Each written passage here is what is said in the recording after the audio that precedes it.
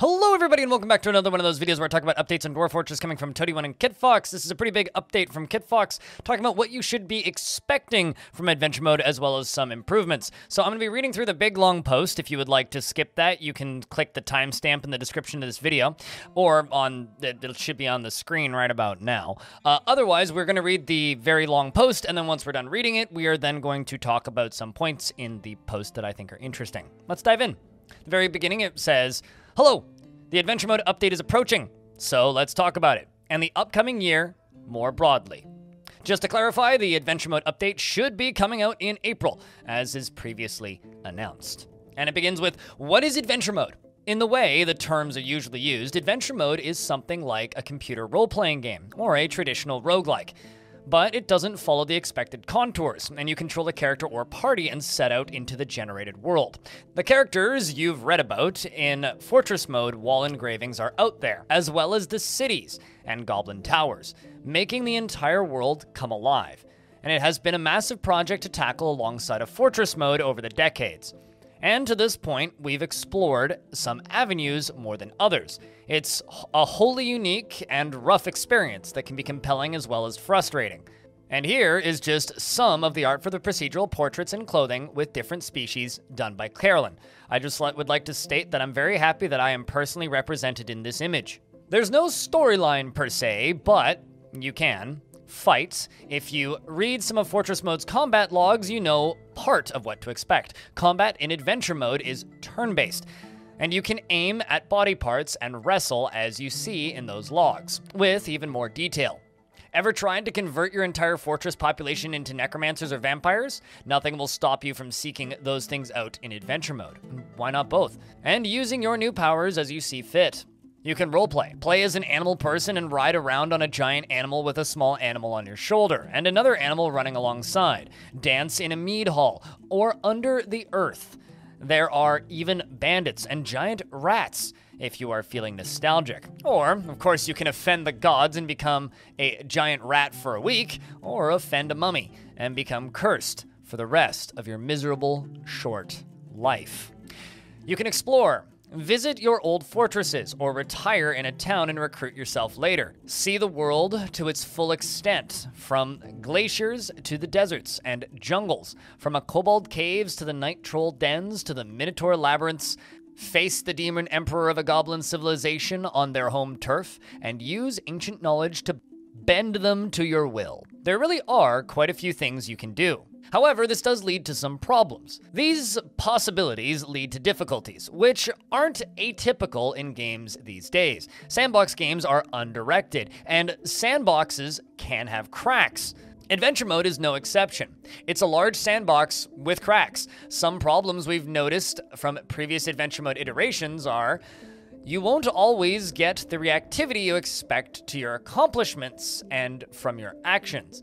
Characters can have a cookie-cutter feeling to them, and it can be hard to find information you need to pursue a goal you've chosen. Battle is merciless, and it isn't simple to heal, and some aspects of towns are thrown together, and shops just aren't satisfying. These problems are well known, and most are the starting point for games that operate in this mode. Some are easier to tackle than others. So what's left to do? As with our earlier work on Fortress Mode, the goal is to update the existing visuals and interface, and make the game more approachable for new players. A lot of graphics to carry over from Fortress Mode, and menus are generally less complicated, which is good. On the flip side, tackling the new player experience is somehow even harder this time around. There are all kinds of ways to handle it, and we've chosen a way forward that's consistent with our overall goals for Dwarf Fortress.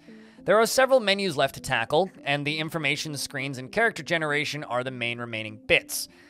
Carolyn is drawing a ton of combat icons that came up for wrestling and striking, so that you can target toes with your crab pinchers. So because of this, we don't have combat menu footage yet. We're also adding combat animations. And here are some of the combat animations on the screen. Now, before people start speculating, there is a possibility that these might make their way into Fortress Mode eventually, but nothing is confirmed at this time, so don't get too excited. That being said, seeing any kind of animation in Dwarf Fortress just makes my brain go woo in a good way. So, finishing up here, before the adventure mode update, we need to do some basic cleanup on the human towns, with how shops and other buildings handle items and furniture, clean up how property is recognized, and generally tighten up the city side of the experience to give the new players some grounding. Old adventure menus must also be fully converted for mouse and keyboard, and the graphics and audio must be complete. This is probably also a good time to mention that there will be a whole new soundtrack released alongside of Adventure Mode by Simon and Dabu, and we're still aiming to release all of this in April. That's only 3 months away. The cabin building aspect of the game may or may not make it in, since it's complicated. If it doesn't make the first update, it will be in the second feature update. We think it's more important that we immediately, directly address the new player experience. And that leads us on to demigods and tutorials. Adventure Mode suffers from the sandbox frustration of feeling lost and aimless.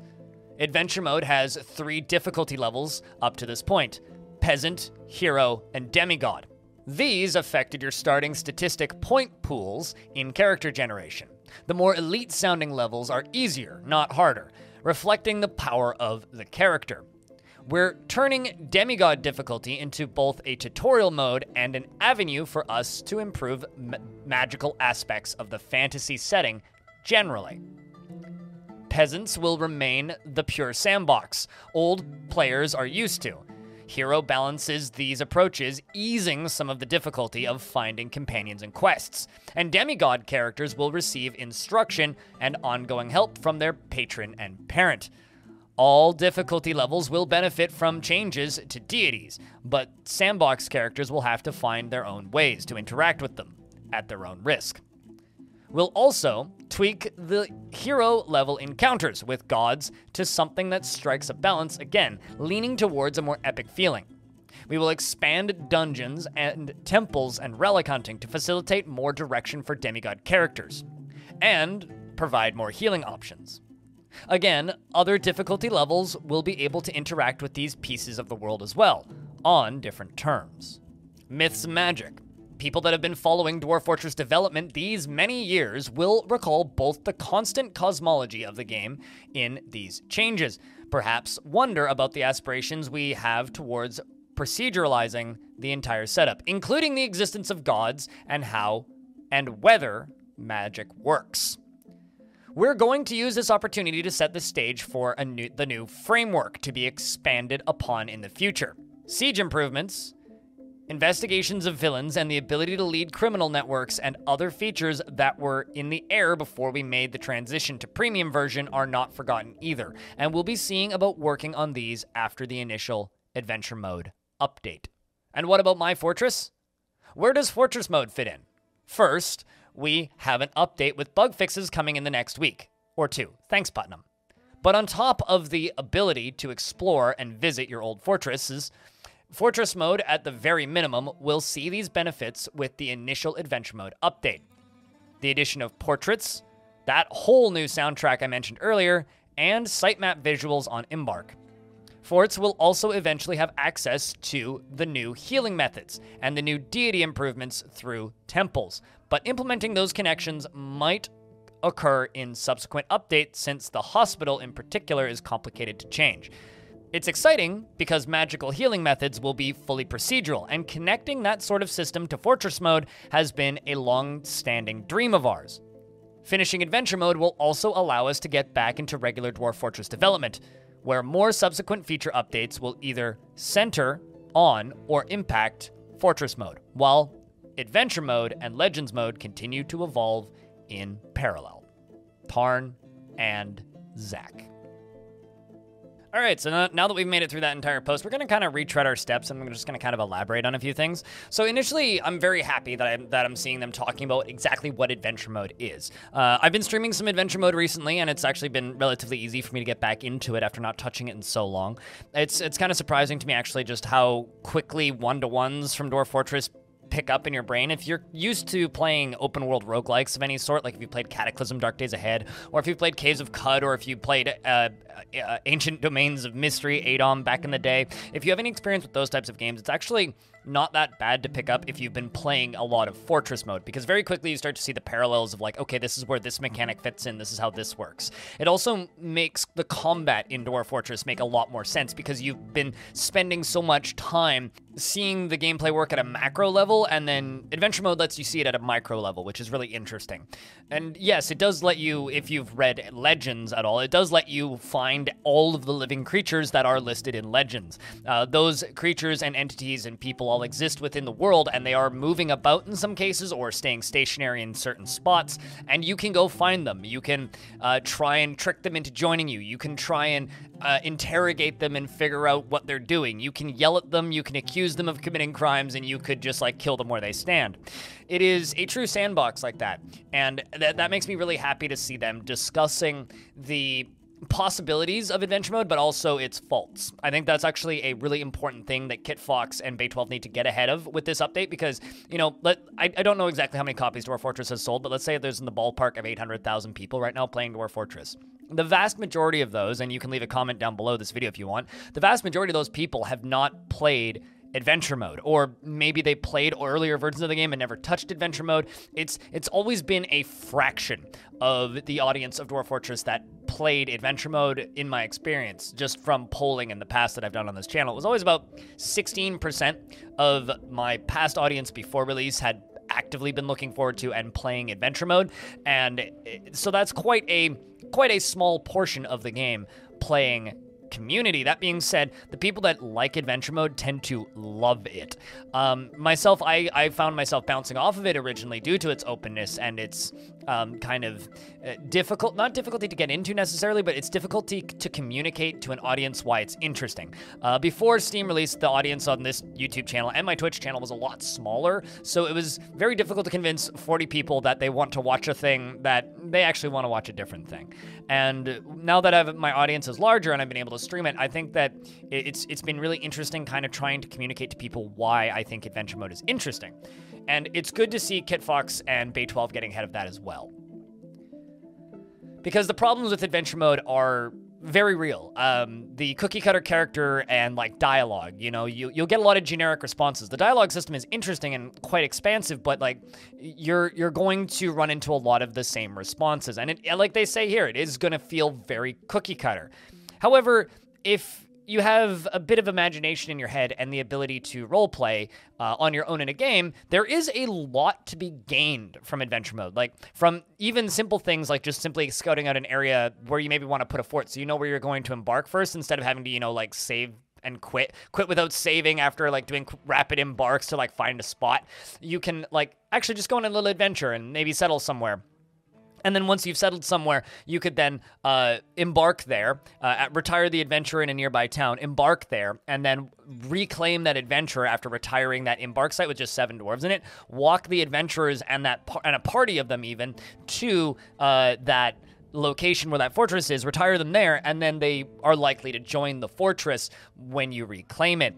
And if you haven't done any building yet, it's not going to mess up your embark too much, because I know that a lot of people talk about how when you retire a fortress and reclaim it, it scatters your items everywhere, and it's kind of a pain. But if it's a brand new fortress, you're not going to have that issue. And I think that is, well, not that issue to the same extent at the very least. And I think that is something that can be very interesting in fortress mode and allows you to have a little bit more care and control over where you're settling. And that's just a very basic use for adventure mode, right? You can also do some pretty heavy things, which they talked about in this post. And I'm very happy that they are kind of stepping in and talking about the problems with adventure mode alongside of the improvements that they're going to make, which I'll get to once I get to that part of the list. But them talking about what they have left to do seems about right in my mind. You know, they've got a few more menus left to tackle. Things are kind of shaping up. It's mostly like art bottlenecks and whatnot getting done. Because, you know, April is only 3 months away, right? That's actually really close. So they have the kind of remainder of January, basically, and then it's just February, March, and then we're in April. We don't know when in April it's releasing. If I had to bet, I would say mid-late April, but we don't know. It could be early April, right? So they don't have a lot of time before the actual release. So it sounds about right where they're at, you know, because they say they have several menus left to tackle, and then information screens and character generation and a few main remaining bits. those are big portions of UI. However, once that stuff is implemented, it's just going to be a matter of going through and testing everything, right? And polishing up and fixing things and making sure everything works. And then that'll lead us up to the update and get it into the game. Because I think, honestly, right now, everybody who's playing Dwarf Fortress on Steam, you're not playing a complete experience. You don't have the whole game. The game isn't actually feature complete, and it won't be until this update is out. So it's very important that they get this update out, and it's good to hear that it's making good time from everything that I've read here.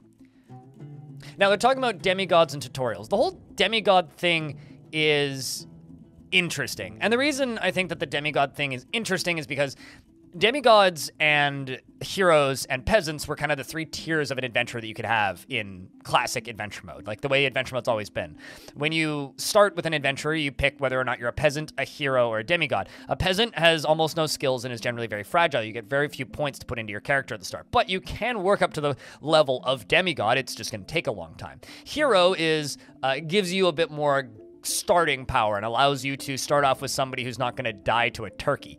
And then a demigod basically allows you to jump right into the shoes of a legendary character that's already, like, just to give you some ideas, not quite legendary in soldier status that you would have in, like, say, Fortress mode, but, like, very talented soldier that can, like, hold their own against most major threats. Maybe not like a dragon or something, but like just about any threat they can probably at the very least hold their own against. And that is kind of what the demigods were previously. And hearing them talk about what they want to do with the demigod characters receiving instruction thing is... The whole patron and parent thing that they're talking about here is actually very exciting for me with demigods, because previously, like I said, it was just a stat boost, but now that it's becoming like a literal, like you're literally the child of a god, so does that mean you're going to be actively communing and speaking with a god that is responding and giving you instructions? It seems like... yeah, it seems like a tutorial way of playing the game, but it's something that I'm very excited to actually mess around with and experience, because it sounds like a really neat way of tying things into the world. And like they talk a little bit about myths and magic, and like, because Dwarf Fortress right now is a pretty low fantasy world. Like, yeah, there's necromancy and the intelligent undead and demons and stuff like that, but it's almost closer to a Game of Thrones than it is like a Lord of the Rings in a lot of ways. I mean, yeah, you have dwarves and you have goblins and you have kobolds, but there isn't like, you know, an arch wizard that walks in and like holds his hands up and a freaking meteor comes down from the sky and shit explodes. Like that isn't a thing currently in Fortress mode or adventure mode or Dwarf Fortress as a whole, outside of maybe some of the more wild mods out there. But this is kind of fascinating to me, and I'm really curious to see if this will end up working its way into Fortress mode in some way, or like I'm curious, because like they do talk about this stuff a little bit later, but I can't wait to see what this actually looks like, because this is a very interesting approach, I think, to tutorialization, and something that has me really keen, if nothing else.